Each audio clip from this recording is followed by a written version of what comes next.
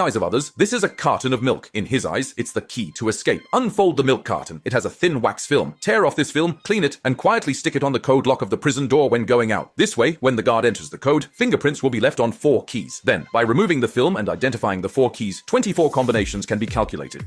Next is trying the password, but how to reach the combination lock. He kneaded toilet paper into small balls, kept squeezing toothpaste into them, made many like this, then wrapped them in a piece of paper, kneaded and squeezed tightly, and a big sticky ball was made. When the guard helped him with the handcuffs, he quietly stuffed it into the lock of the small window, so even if the guard locked it, the window could be pushed open easily.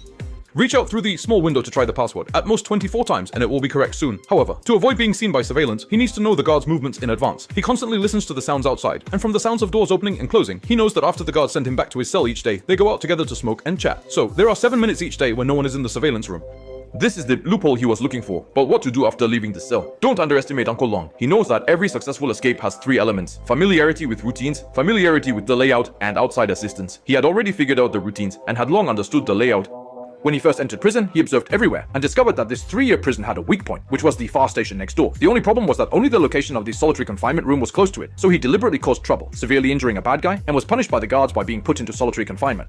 So, when he figured out the code and left the solitary cell, he found the ventilation duct connected to the fire station and crawled in. While the guards were neglecting their duties, he had already crawled out through the duct beside them, reached the fire station, and quickly changed into the spare firefighter uniform. This is when the 3rd element is needed: assistance. He arranged for his outside partner to detonate a small car at this time. With a fire alarm, the fire truck would be dispatched, and he would hide under the fire truck following it to the scene.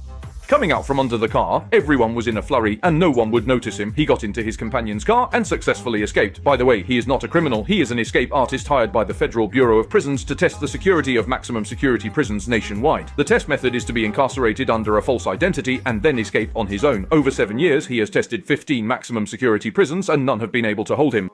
Until this day, people from the Central Intelligence Agency approached him, saying there was a mysterious prison specifically for detaining bad people that no country wanted to take in. The Central Intelligence Agency wanted to test the security of this prison, but they didn't even know where it was. This task was extremely dangerous, yet Uncle Long agreed. The day of being captured came quickly. Before setting off, just in case, his men implanted a GPS tracker in Uncle Long's arm. As soon as he got outdoors, Uncle Long was captured. But he didn't expect these people to be unusually violent. They first knocked him down with a stun gun. Then, as if they knew in advance, directly cut out the GPS from his arm with a knife, and finally injected a sedative into his neck, making him lose consciousness. When he woke up, he saw a warden in a suit. Uncle Long couldn't take it. He said this job was too violent. He was quitting, and he gave the evacuation code, asking the warden to let him go. Unexpectedly, the warden completely ignored him and still locked him up. It turned out that the warden had already colluded with someone who wanted to harm Uncle Long, planning to keep him locked up here for life.